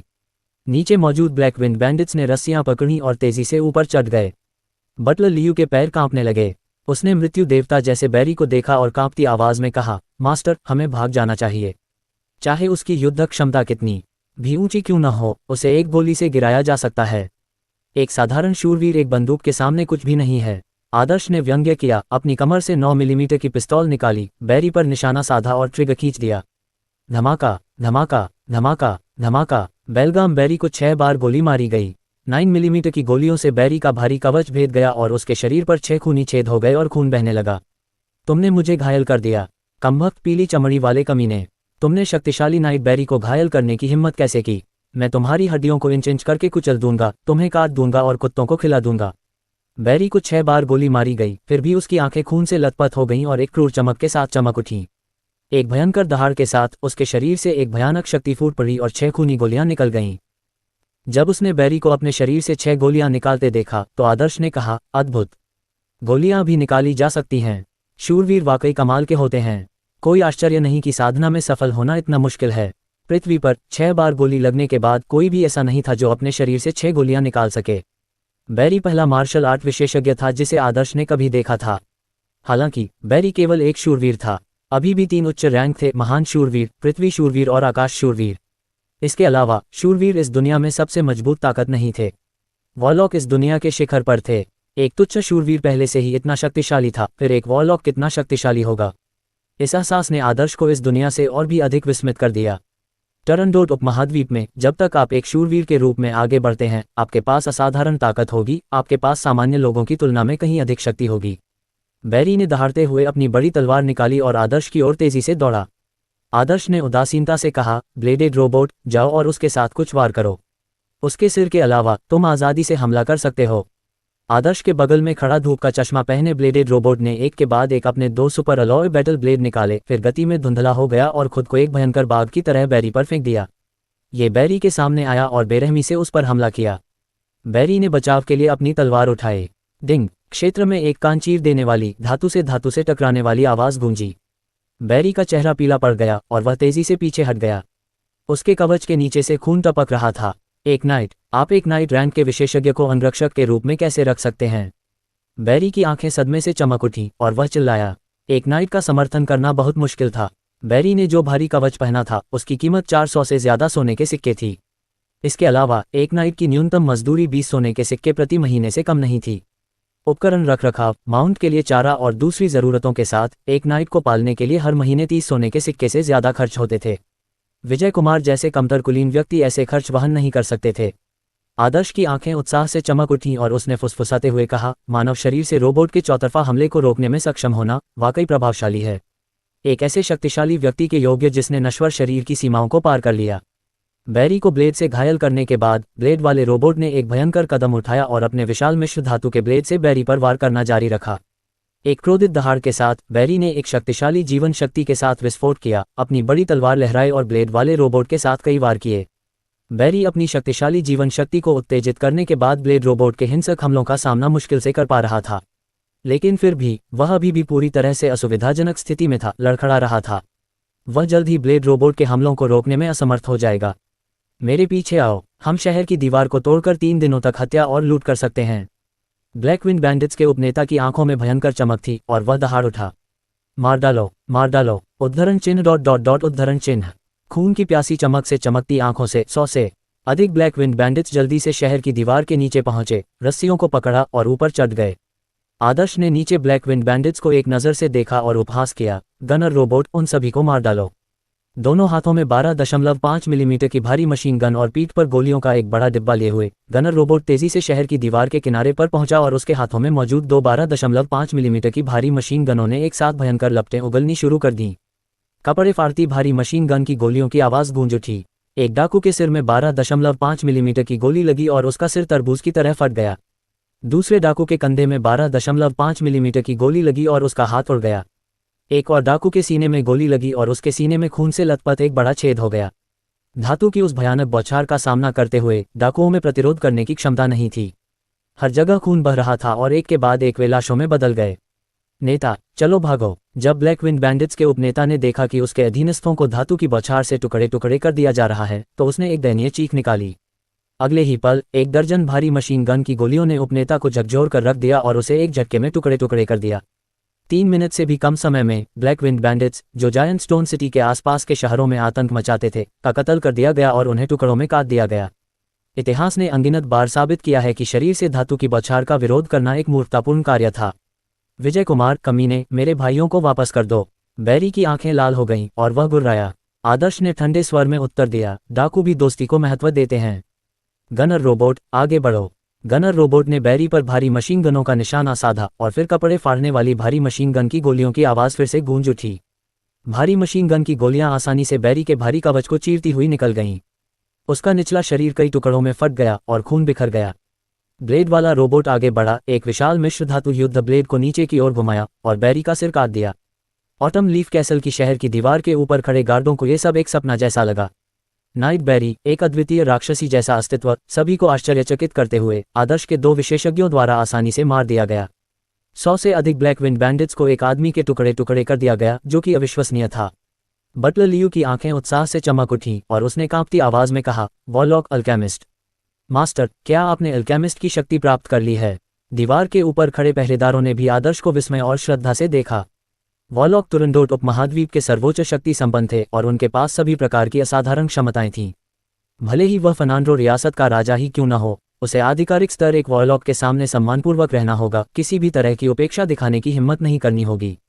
केवल वॉरलॉक की शक्ति से ही ब्लैक विंड बैंडिट्स जैसी सशस्त्र सेना को आसानी से नष्ट करना संभव था। आदर्श ने उदासीनता से जवाब दिया, ये सही है, मैंने अल्केमिस्ट की शक्ति प्राप्त कर ली है। बहुत बढ़िया, ये बहुत बढ़िया है। आखिरकार कुमार परिवार चमक सकता है और महान विकास का स्वागत कर सकता है। बटलर लियू कांप उठा, उसकी आंखों से गहरे आंसू बह निकले और वह उत्साह से बुदबुदाया। ऑटम लीफ कैसल के गार्डों ने भी उत्साह से जयकारे लगाए। एक वॉरलॉक के अधीनस्थों के रूप में उनके सामने एक उज्ज्वल भविष्य था। आदर्श ने ब्लेड वाले रोबोट को बैरी का कटा हुआ सिर उठाने को कहा और गोला बारूद कारखाने में गया जहां 3796 स्थित था। एक बार जब वह गोला बारूद कारखाने में पहुंच गया तो आदर्श ने 3796 बैरी का कटा हुआ सिर सौंप दिया ताकि उसकी यादें पढ़ी जा सकें। थोड़े समय बाद बैरी की यादें पढ़ी गईं, जिससे आदर्श को विभिन्न मामलों के बारे में जानकारी मिल गई। ब्लैकविंड बैंडिट्स ट्री माउंटेन सिटी का एक आपराधिक विस्तार था जो जायंट स्टोन सिटी का पड़ोसी था। ट्री माउंटेन सिटी के मालिक अर्ल लॉकी और विस्काउंट हार्ले एक अंतहीन संघर्ष में उलझे हुए प्राणघातक दुश्मन थे। आदर्श ने बैरन किरोव से बहुत सारे सोने के सिक्के उधार लिए, जिसके बाद ऑटम लीफ टाउन पर बैरन किरोव का कब्जा हो गया, जिससे उसकी शक्ति और मजबूत हो गई। अर्ल लॉकी ने कुमार परिवार को खत्म करने के लिए ब्लैक विंड बैंडिट्स को भेजा। कुमार परिवार के खत्म होने के बाद कुमार परिवार की जागीर फर्नांडो रियासत द्वारा छीन ली जाएगी। तब तक विभिन्न तरीकों को अपनाकर अर्ल लॉकी एक मित्रवत अभिजात वर्ग को जागीर में स्थानांतरित कर सकता था, जिससे विस्काउंट हार्ले के प्रभाव के दायरे पर आक्रमण हो सकता था। मेरे दुश्मन का दुश्मन जरूरी नहीं कि मेरा दोस्त हो। कमजोरी पाप है जबकि ताकत सच्चाई है। ये बात आदर्श को समझ में आ गई। अगर आदर्श के पास जिजू विरासत की शक्ति नहीं होती तो वह अब तक एक लाश बन चुका होता, ये भी नहीं जानता कि वह क्यों मरा। Black rock town giant stone city के अधिकार क्षेत्र के अंतर्गत आने वाले 10 शहरों में से एक था। ब्लैक रॉक टाउन जमीन से ज्यादा पहाड़ों से घिरा हुआ था और ज्यादातर जमीन खेती के लिए अनुपयुक्त थी। हालांकि ब्लैक रॉक टाउन के आसपास कई बड़ी लौहयस्क नसें थीं। कई बड़ी लौहयस्क नसें पर भरोसा करके बैरन किरोव ने ब्लैक रॉक टाउन को स्टील बनाने और हथियार बनाने के शहर में बदल दिया। ब्लैक रॉक टाउन ने फर्नांडो रियासत के कई अभिजात वर्ग को अपने हथियार सप्लाई किए, जिससे बैरन किरोव को बहुत ज्यादा दौलत मिली। Black rock town autumn leaf town से कहीं ज्यादा समृद्ध था। ऑटम लीफ टाउन की आबादी 1000 लोगों तक भी नहीं पहुंची, जबकि ब्लैक रॉक टाउन की आबादी 30,000 लोगों तक पहुंच गई। Black rock town giant stone city के अधिकार क्षेत्र के अंतर्गत आने वाले 10 शहरों में सबसे समृद्ध भी था। ब्लैक रॉक टाउन का एकमात्र नुकसान ये था कि यह अपना खाद्यान्न स्वयं नहीं बना सकता था। हर साल इसे हर जगह से बड़ी मात्रा में भोजन प्राप्त करना पड़ता था। यही कारण था कि बैरन किरोव ने कुमार परिवार के ऑटम लीफ टाउन पर अपनी नजरें गड़ा दी थीं। जब तक वह उपजाऊ ऑटम लीफ टाउन पर अपना कब्जा जमाए रखेगा, बैरन किरोव को फिर कभी भोजन की कमी नहीं होगी। ब्लैक रॉक टाउन से 2 किलोमीटर बाहर एक पहाड़ी पर आदर्श ने पहाड़ी के ऊपर से दूर ब्लैक रॉक टाउन को देखा। उसके पीछे 50 लेवल 4 ब्लेड वाले robot, 50 level 4 gunner robot, 10 level 4 artillery robot, साथ ही 2 लेवल -5 लिक्विड मेटल रोबोट खड़े थे। रोबोट काले रंग के युद्ध के गाउन में ढके हुए थे और खौफ पैदा करने वाले जानलेवा आभा बिखेर रहे थे। उसने ब्लैक रॉक टाउन की ओर इशारा किया और आदेश दिया, मुझे ब्लैक रॉक टाउन चाहिए, इसे मेरे लिए पकड़ लो। जो कोई भी विरोध करे उसे मार दो। लेस देन हाँ मास्टर। ग्रेटर दैन 112 रोबोट ने एक ही समय में यांत्रिक संश्लेषित आवाजों के साथ जोर से उत्तर दिया। इसके बाद 30 ब्लेड वाले robot, 30 gunner robot, 5 artillery robot और एक लेवल -5 लिक्विड मेटल रोबोट पहाड़ी से नीचे उतरे और ब्लैक रॉक टाउन की ओर बढ़े। आदर्श ने एक धातु का हेलमेट निकाला और उसे पहन लिया। धातु के हेलमेट को चेतना संचारित करने वाला हेलमेट कहा जाता था और यह आदर्श की चेतना को 5 किलोमीटर व्यास के क्षेत्र में रिसीवर चिप से लैस किसी भी रोबोट से जोड़ सकता था और उसे रोबोट का सीधा नियंत्रण लेने देता था। तुरंदोत उपमहाद्वीप में मजबूत शरीर वाले दुर्जय शूरवीर और अजीबोगरीब साधनों वाले दुर्जय जादूगर थे। कई जादूगरों के पास ऐसी भयावह शक्तियां थीं जो लोगों को कहीं से भी मरवा सकती थीं। स्वाभाविक रूप से आदर्श ने व्यक्तिगत रूप से युद्ध के मैदान में जाने की हिम्मत नहीं की, कहीं ऐसा न हो कि वह ये जाने बिना मर जाए कि उसकी मौत कैसे हुई। विरासत रोबोट 3796 के साथ विलय से पहले आदर्श इतना कमजोर था कि एक साधारण व्यक्ति भी उसे मार सकता था। एक शक्तिशाली वॉरलॉक की कोई भी यादृच्छिक कार्रवाई उसे मारने के लिए पर्याप्त थी। कुछ ही समय बाद आदर्श की आत्मा को लेवल 5 लिक्विड मेटल रोबोट से जोड़ा गया। लेवल 5 लिक्विड मेटल रोबोट ने अपना रूप बदल लिया और जल्दी से अपना रूप बदलकर आदर्श जैसा बन गया। यह जिजू पावरहाउस की एक क्षमता है जो अधीनस्थ रोबोट के शरीर में स्वतंत्र रूप से यात्रा कर सकते हैं और उन पर पूरा नियंत्रण रख सकते हैं। वे किसी भी रोबोट के अंदर पुनर्जन्म ले सकते हैं जब तक कि उनकी आत्मा नष्ट न हो जाए। यदि आप बुढ़ापे से मरने वाले हैं और आपके पास अपने जीवन को आगे बढ़ाने का कोई अन्य साधन नहीं है, तो रोबोट बनना भी एक बहुत अच्छा उपाय है। घूमते फिरते आदर्श ने पाया कि लिक्विड मेटल रोबोट शरीर का उपयोग करना उसके अपने शरीर का उपयोग करने से ज्यादा बुरा नहीं था। ऐसा लग रहा था जैसे उसके पास कोई दूसरा शरीर है। दुर्भाग्य से ये शरीर कुछ भी महसूस नहीं करता है। उसने अपने दाहिने हाथ को जोर से दबाया जिससे वह लगभग विकृत हो गया। फिर भी उसके दाहिने हाथ में कोई संवेदना नहीं थी। 3796 की आवाज़ आदर्श के दिमाग में गूंजी। लेस देन मास्टर, अगर आप चीज़ों को महसूस करना चाहते हैं तो एक तरीका है। जब तक आप लेवल 3 मोबाइल फोर्टिफाइड गढ़ बनाते हैं तब तक आप मांस तरल धातु रोबोट बना सकते हैं। मांस तरल धातु रोबोट शरीर के साथ आप वह सब कुछ महसूस कर सकते हैं जो आप सामान्य रूप से मानव शरीर के साथ महसूस करते हैं। यहाँ तक कि संभोग की भावना, जिसे मनुष्य बहुत पसंद करते हैं, पूरी तरह से अनुभव की जा सकती है। ग्रेटर दैन, चुप रहो, आदर्श ने गुस्से में डांटा। 3796 की आवाज़ धीमी पड़ गई। ब्लैक रॉक टाउन पहले से ही एक शहर जैसा लग रहा था। ये 6 मीटर ऊंची शहर की दीवार से घिरा हुआ था और गेट के बाहर 6 गार्ड पहरा दे रहे थे। 60 से अधिक हत्यारे दिखने वाले काले कपड़े पहने रोबोटों को अपनी ओर तेजी से आते देखकर 6 गार्डों ने एक साथ अलार्म बजाया। ब्लैक रॉक टाउन में एक कान फाड़ देने वाली अलार्म की आवाज़ गूंजी और स्टील का गेट नीचे कर दिया गया। 30 से ज़्यादा प्रशिक्षित, पूरी तरह से हथियारों से लैस तीरंदाज गेट के ऊपर पहुंच गए और आदर्श की सेना को सतर्कता से देखने लगे। घेराबंदी करो, आदर्श के आदेश पर 5 आर्टिलरी रोबोट बाहर निकले और अपने 120 मिलीमीटर भारी तोपों को गेट पर तान दिया। धमाका, 5 धरती हिला देने वाले विस्फोटों के बाद स्टील का गेट उड़ गया। भयावह कंपन ने शहर की दीवार के ऊपर से कई तीरंदाजों को भी गिरा दिया। वॉरलॉक, अल्केमिस्ट, उनके पास एक वॉरलॉक है। शहर की दीवार के ऊपर एक कप्तान ने डर के मारे बड़बड़ाया। तीरंदाजों के चेहरे पर राख जमी हुई थी, वे कांप रहे थे। वॉरलॉक इस दुनिया के सबसे शक्तिशाली प्राणी थे। कुछ शक्तिशाली वॉरलॉक मनुष्यों के लिए भगवान की तरह थे। अब जब गेट टूट गया था तो गार्डों को एहसास हुआ कि वे एक महान वॉरलॉक के खिलाफ लड़ रहे थे और उनका आत्मविश्वास खो गया। केवल सबसे कुलीन, सबसे शक्तिशाली सैनिक, जिन्होंने कठोर प्रशिक्षण लिया था, वॉरलॉक का सामना करने का साहस रखते थे। ब्लैक रॉक टाउन जैसी छोटी जगह में सैनिकों में एक शक्तिशाली वॉरलॉक का सामना करने का साहस नहीं था। घुटने टेको, अपने हथियार डाल दो और आत्मसमर्पण कर दो और तुम नहीं मारे जाओगे। विरोध करो और तुम मारे जाओगे। भीड़ में से एक ब्लेड वाला रोबोट जोर से चिल्लाया। शहर की दीवार के ऊपर खड़े तीरंदाज एक पल के लिए कांप उठे और झिझकने लगे। एक तीरंदाज ने अपने हथियार गिराकर जमीन पर घुटने टेकने में अगुवाई की। मानो एक चेन रिएक्शन शुरू हो गया हो। बाकी सैनिकों ने भी अपने हथियार गिरा दिए और जमीन पर घुटने टेक दिए। बंदियों को संभालने के लिए 5 ब्लेड वाले रोबोट भेजने के बाद आदर्श अपनी सेना के बड़े हिस्से को ब्लैक रॉक टाउन में ले जाने के लिए आगे बढ़ा। ब्लैक रॉक टाउन में सन्नाटा पसरा हुआ था। लोग अपने घरों में छिप गए थे और आदर्श के समूह को निराशा से देख रहे थे। ब्लैक रॉक कैसल की शहर की दीवार 10 मीटर ऊंची और 1 किलोमीटर व्यास की थी। ये पूरी तरह से काले पत्थर से बनी थी जो स्टील की तरह सख्त थी। नाइट रैंक के विशेषज्ञ भी 10 मीटर ऊंची शहर की दीवार पर कूदने में सक्षम नहीं थे। जहां तक ग्रेट नाइट रैंक के पावर हाउस की बात है तो उन्हें इतनी ऊंची शहर की दीवार पर कूदने के लिए अपने भारी कवच को हटाना पड़ता था। ब्लैक रॉक कैसल की शहर की दीवार के ऊपर चमड़े के कवच पहने और विभिन्न हथियारों से लैस 200 से ज्यादा सैनिक अपनी चौकियों पर खड़े थे। उनकी आभा स्पष्ट रूप से ऑटम लीफ कैसल के सैनिकों की तुलना में कई गुना ज्यादा भयानक थी। शहर की दीवार के ऊपर 2 भारी क्रॉसबो लगाए गए थे। भारी क्रॉसबो और उनके बोल्ट प्रत्येक 7 मीटर लंबे थे। प्रत्येक भारी क्रॉसबो को चलाने के लिए 5 से 6 लोगों को मिलकर काम करना पड़ता था। भारी क्रॉसबो की ताकत बहुत ज्यादा थी और यहाँ तक कि ग्रेट नाइट रैंक के पावर हाउस भी सीधे वार करने पर मारे जा सकते थे। बैरन किरोव शहर की दीवार पर चले गए, आदर्श को प्रणाम किया और सम्मानपूर्वक कहा, मैं बैरन किरोव हूँ, ब्लैक रॉक टाउन का स्वामी। माननीय सर वॉरलॉक, आपने ब्लैक रॉक टाउन पर हमला क्यों किया?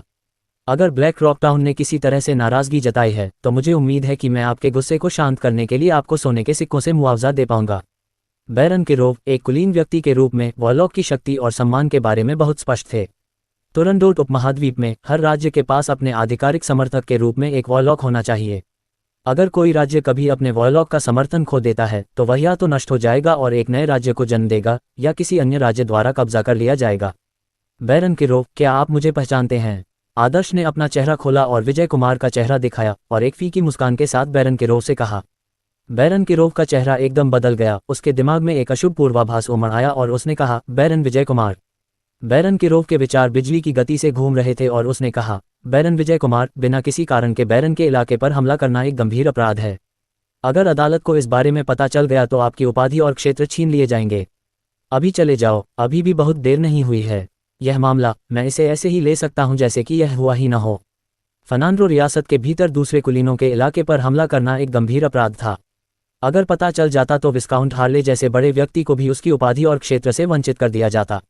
बैरन किरोव विजय कुमार की उपाधि और क्षेत्र को हड़पना चाहता था, लेकिन अफसोस उसके पास कई तरह की गंदी चालें चलने के अलावा कोई विकल्प नहीं था और वह सीधे विजय कुमार के इलाके पर हमला करने की हिम्मत नहीं जुटा पाया। आदर्श ने उपहास किया, उसकी निगाहें ठंडी हो गईं और उसने कहा, बैरन के रोग, तुमने मेरी हत्या करने के लिए लोगों को भेजने की हिम्मत की। आज मैं तुम्हें तुम्हारे रास्ते पर भेज दूंगा, नरक में जाओ और पश्चाताप करो। हमला करो, जो कोई भी विरोध करेगा उसे मार डालो। आदर्श ऑटम लीफ टाउन में एक अड़चन पर पहुंच गया। ब्लैक रॉक टाउन उसका लक्ष्य था क्योंकि उसके पास अयस्क की बड़ी आपूर्ति थी। ब्लैक रॉक टाउन पर कब्जा करने के बाद आदर्श जल्दी से ज्यादा शक्तिशाली रोबोट विकसित और उत्पादन करने में सक्षम होगा। सिर्फ ज्यादा से ज्यादा शक्तिशाली रोबोट के साथ ही उसके पास इस दुनिया में जीवित रहने का बेहतर मौका होगा।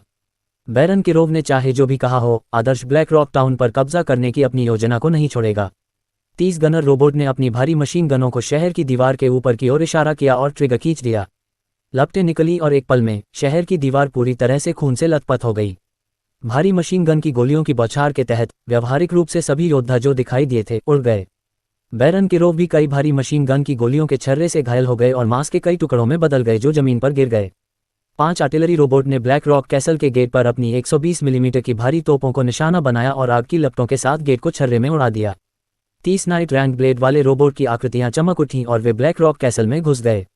ब्लैक रॉक कैसल से चीख पुकार की आवाजें आने लगीं। थोड़े समय बाद ब्लैक रॉक कैसल का प्रतिरोध आसानी से दबा दिया गया और खून की मोटी गंध के साथ ब्लैक रॉक कैसल आदर्श के नियंत्रण में आ गया। नाइट्स और वॉयलॉक जैसे शक्तिशाली लोगों की निगरानी के बिना आम इंसान आदर्श की यांत्रिक सेना का विरोध बिल्कुल भी नहीं कर सकते थे। ब्लैक रॉक कैसल के गिरते ही पूरा ब्लैक रॉक टाउन आदर्श के हाथों में आ गया।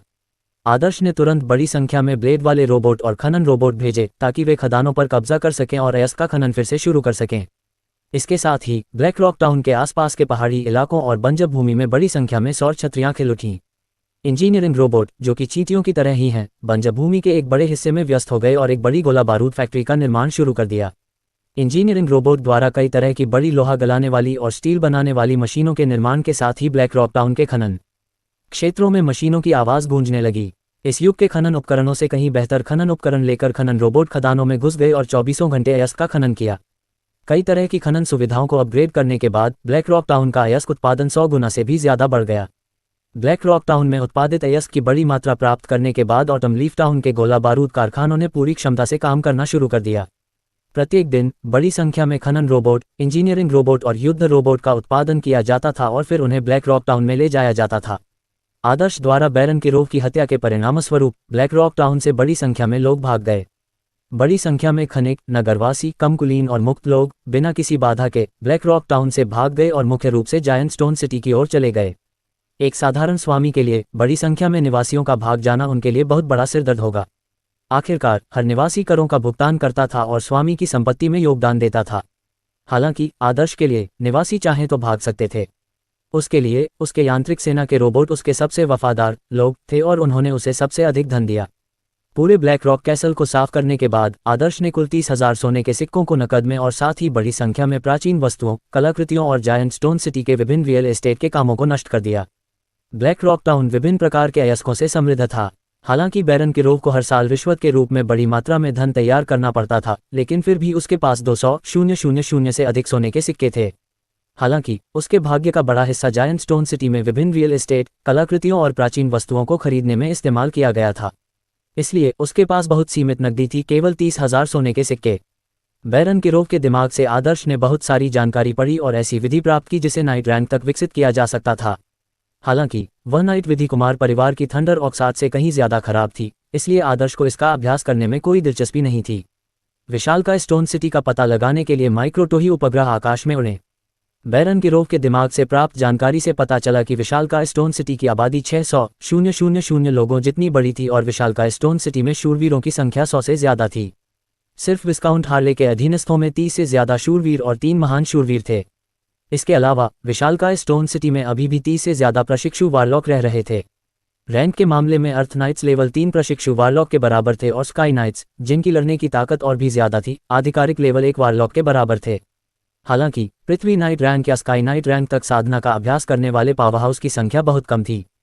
केवल अत्यंत शक्तिशाली वारलॉक के कुछ अनुयायी ही पृथ्वी नाइट रैंक या स्काई नाइट रैंक तक पदोन्नत हो सकते थे। फर्नांडो रियासत में नाइट रैंक पावरहाउस की संख्या 10,000 से अधिक थी, लेकिन केवल एक स्काई नाइट रैंक पावरहाउस था। आप अच्छी तरह से कल्पना कर सकते हैं कि स्काई नाइट कितने दुर्लभ थे। आदर्श को अपने यांत्रिक सेना की विशाल स्टोन सिटी की सेनाओं को नष्ट करने की क्षमता पर भरोसा था। हालांकि विशाल स्टोन सिटी को ब्लैक कॉटेज नामक एक वॉरलॉक समूह का समर्थन प्राप्त था। ब्लैक कॉटेज के पास एक बहुत शक्तिशाली लेवल 1 वॉरलॉक था। टुरंडोट उपमहाद्वीप में वॉरलॉक शीर्ष पावरहाउस थे। यदि कोई लेवल 1 वॉरलॉक नश्वर लोगों के खिलाफ युद्ध में भाग लेता है और दूसरे पक्ष के पास उसे प्रतिबंधित करने का कोई साधन नहीं है, तो वह बड़ी सेना के बीच में दुश्मन कमांडर को आसानी से मार सकता है और दुश्मन की प्रतिरोध करने की इच्छा को नष्ट कर सकता है। वर्तमान में आदर्श की यांत्रिक सेना में शामिल मुख्य रोबोट लेवल 4 पर थे। एक बार जब उसके यांत्रिक सेना में शामिल मुख्य रोबोट लेवल 6 रोबोट से बदल दिए गए तो उसे पूरा यकीन हो गया कि वह लेवल 1 वॉरलॉक को हरा सकता है। ब्लैक रॉक टाउन पर कब्जा करने के बाद आदर्श की सेना हर दिन ज्यामितीय रूप से बढ़ती गई। समय उसके पक्ष में था। जायंट स्टोन सिटी फर्नांडो रियासत के 16 शहरों में से एक था और इसकी आबादी 600,000 थी। जायंट स्टोन सिटी शहर के मालिक की हवेली के साथ 5 आदमी रिसेप्शन हॉल में बैठे थे। सम्मान की सीट पर छोटे सुनहरे बाल, नीली आंखें, नुकीली नाक, गोरी त्वचा और लंबा और मजबूत शरीर वाला एक आदमी बैठा था। उस आदमी से अत्याचारी आभा निकल रही थी। वह जायंट स्टोन सिटी का मालिक विस्काउंट हार्ले था।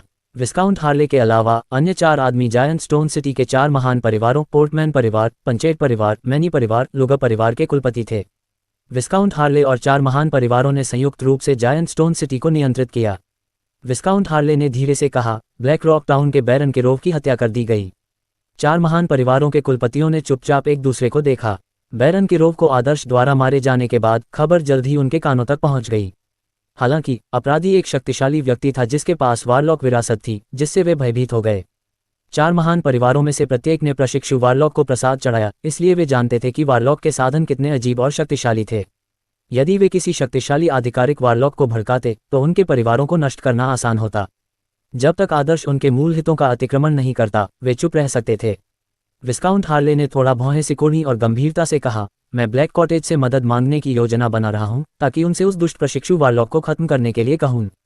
पोर्टमैन परिवार के कुलपति ने पूछा, प्रशिक्षु वारलॉक? सर सिटी मास्टर, क्या आप सुनिश्चित हैं कि वह एक प्रशिक्षु वारलॉक है? प्रशिक्षु वारलॉक और आधिकारिक वारलॉक के बीच ताकत में एक गहरी खाई थी। प्रशिक्षु जादूगरों को अभी भी एक साधारण सेना द्वारा घेर कर मारा जा सकता था, लेकिन एक आधिकारिक जादूगर, जब तक कि वे एक साधारण सेना के साथ मौत तक लड़ने के लिए इतने मूर्ख नहीं थे, वे निश्चित रूप से सेना के कमांडर को मार सकते थे और फिर आसानी से निकल सकते थे। कुछ शक्तिशाली जादूगर अकेले ही 10,000 मजबूत साधारण सेना को भी हरा सकते थे। विशाल पत्थर शहर के पास 5,000 मजबूत सेना थी। सेना और सभी प्रशिक्षु जादूगरों के साथ वे अभी भी एक स्तर 1 जादूगर के खिलाफ जीतने की तुलना में हारने की अधिक संभावना रखते थे। जब तक कि स्तर 1 जादूगर इतना मूर्ख न हो कि वह विशाल पत्थर शहर के अपने सैनिकों और प्रशिक्षु जादूगरों को इकट्ठा करने और फिर उनसे युद्ध में शामिल होने का इंतजार करे, वे गुप्त रूप से कार्य कर सकते थे और आसानी से सभी प्रशिक्षु जादूगरों को मार सकते थे। विस्काउंट हार्ले ने गहरी आवाज में कहा, अगर वह लेवल 1 वॉरलॉक होता तो वह अकेले ही ब्लैक रॉक टाउन पर कब्जा कर सकता था। हमारी खुफिया जानकारी के आधार पर उसने ब्लैक रॉक टाउन पर कब्जा करने के लिए करीब 100 सैनिकों को जुटाया। इसके अलावा अगर वह एक आधिकारिक वॉरलॉक होता तो वह निश्चित रूप से बिना किसी तर्क या कारण के किसी अभिजात को नहीं मारता, क्योंकि यह ब्लैक कॉटेज के सर के खिलाफ युद्ध की घोषणा करने के बराबर था। केवल विचारहीन नवोदित व्यक्ति जिसने हाल ही में सत्ता हासिल की है, वह किसी अभिजात को बेरहमी से मार सकता है। टरनडोट उपमहाद्वीप में एक आधिकारिक वॉरलॉक किसी अभिजात को आसानी से नहीं मारता, अगर बिल्कुल जरूरी न हो, क्योंकि बहुत संभावना है कि कोई दूसरा वॉरलॉक छाया से अभिजात का समर्थन कर रहा हो। केवल तभी जब अभिजात आधिकारिक वॉरलॉक को नाराज करता तो आधिकारिक वॉरलॉक किसी दूसरे वॉरलॉक से विरोध पैदा किए बिना अभिजात को मार सकता था। टरनडोट उपमहाद्वीप में यह एक अलिखित नियम था कि वॉरलॉक की गरिमा का उल्लंघन नहीं किया जा सकता था, लेकिन इसी तरह एक आधिकारिक वॉरलॉक को अन्य आधिकारिक वॉरलॉक का सम्मान करना पड़ता था, अन्यथा ये वॉरलॉक के बीच संघर्ष का कारण बनेगा। जायंट स्टोन सिटी का समर्थक वॉरलॉक समूह ब्लैक कॉटेज था। आम लोगों के बीच झगड़े में ब्लैक कॉटेज के वॉरलॉक हस्तक्षेप करने की हिम्मत नहीं करते थे। हालांकि एक बार जब कोई apprentice warlock giant stone city या उसके सहायकों को बिना किसी विशेष कारण के धमकी देता था तो ब्लैक कॉटेज निश्चित रूप से अज्ञानी अप्रेंटिस वॉरलॉक को मारने के लिए एक विशेषज्ञ को भेज देता था। पंचेट परिवार के कुलपति ने धीरे से कहा, इसकी देखभाल के लिए ब्लैक कॉटेज को आमंत्रित करने में हमें बहुत पैसा खर्च करना पड़ेगा। वॉरलॉक दूसरी दुनिया के अस्तित्व नहीं थे। इसके विपरीत वॉरलॉक ऐसे प्राणी थे जिन्हें बहुत अधिक धन खर्च करना पड़ता था। प्रत्येक आधिकारिक वॉरलॉक के पास बहुत अधिक धन था, लेकिन उनके खर्च भी इसी तरह भयावह थे। एक वॉरलॉक द्वारा परिष्कृत अमृत सैकड़ों या हजारों सोने के सिक्कों में बेचा जा सकता था। यहां तक कि अमृत की एक शीशी के लिए दसियों हजार या सैकड़ों हजार सोने के सिक्के भी असामान्य नहीं थे। विशाल पत्थर शहर के समर्थक के रूप में ब्लैक कॉटेज हर साल बड़ी मात्रा में सोने के सिक्के एकत्र करता था। साथ ही उनके लिए कार्रवाई करने की कीमत 50,000 सोने के सिक्के थी। इतनी बड़ी राशि विशाल पत्थर शहर के 4 महान परिवारों के लिए भी निकालना बहुत दर्दनाक होगा। यही कारण था कि अगर कोई बड़ी घटना नहीं होती तो विशाल पत्थर शहर ब्लैक कॉटेज से मदद नहीं मांगता। अन्य 3 महान परिवारों के कुलपिताओं ने भी अपना ध्यान विस्काउंट हार्ले पर केंद्रित किया। विस्काउंट हार्ले ने गंभीरता से कहा, हम इस साल के करों में से 30,000 सोने के सिक्के लेंगे और मैं 10,000 सोने के सिक्के आगे रखूंगा। आपके 4 परिवारों में से प्रत्येक 2,500 सोने के सिक्के आगे रखेगा। जब हम उस विचारहीन मूर्ख से छुटकारा पा लेंगे तो हम निवेश की गई राशि के अनुसार लूट को विभाजित करेंगे। बहुत बढ़िया। 4 महान परिवारों के कुलपिताओं ने संतुष्टि में सिर हिलाया। 4 महान परिवारों के कुलपिताओं को मनाने के बाद विस्काउंट हार्ले पीछे के बगीचे में चले गए।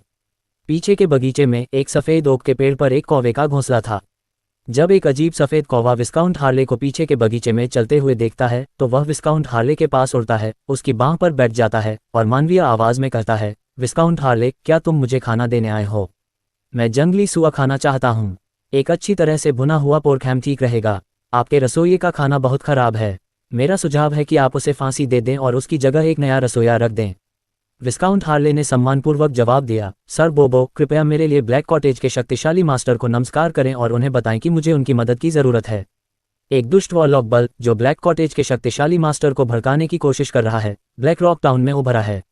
हमने 50,000 सोने के सिक्कों का एक श्रद्धांजलि तैयार किया और ब्लैक कॉटेज के महान मास्टर से उस बुराई को दूर करने में हमारी मदद करने के लिए कहा। सफ़ेद कौवा अपने पंख फड़फड़ाते हुए चिल्लाया, ठीक है सर बोबो, ब्लैक कॉटेज के महान मास्टर को आपकी बातें बताएंगे। हालांकि लौटने पर सर बोबो एक मोटा पोर्क हैम खाना चाहते हैं। इसे ठीक से भुना हुआ होना चाहिए। विस्काउंट हार्ले ने मुस्कुराते हुए कहा, जैसा आप चाहें। लौटने पर आपको ठीक से भुना हुआ पोर्क हैम मिलेगा। सफ़ेद कौवे ने संतुष्ट होकर सिर हिलाया, अपने पंख फड़फड़ाए और शहर के मालिक की हवेली से बाहर उड़ गया। आम लोगों की कल्पना के विपरीत ब्लैक कॉटेज किसी सुदूर जगह पर छिपा हुआ नहीं था। ब्लैक कॉटेज ब्लैक सिटी में स्थित था, जो फर्नांडो रियासत के 16 शहरों में से एक था। Black city giant stone city के उत्तर में 100 किलोमीटर की दूरी पर स्थित था और इसकी आबादी 200,000 थी। सतही क्षेत्र के संदर्भ में ब्लैक सिटी फर्नांडो रियासत की राजधानी ड्रैगन माउंटेन सिटी के बाद दूसरे स्थान पर था। ये जायंट स्टोन सिटी से 2 गुना बड़ा था। ब्लैक सिटी के केंद्र में जंगल, झील, नदियां, पहाड़ियां और अन्य प्रकार के परिदृश्य के साथ एक विशाल स्वप्न जैसी जागीर थी। वह पूरी जागीर ब्लैक सिटी के लगभग 1/3 क्षेत्र पर कब्जा करती थी। यह विशाल और सुंदर जागीर ब्लैक कॉटेज का मुख्यालय था।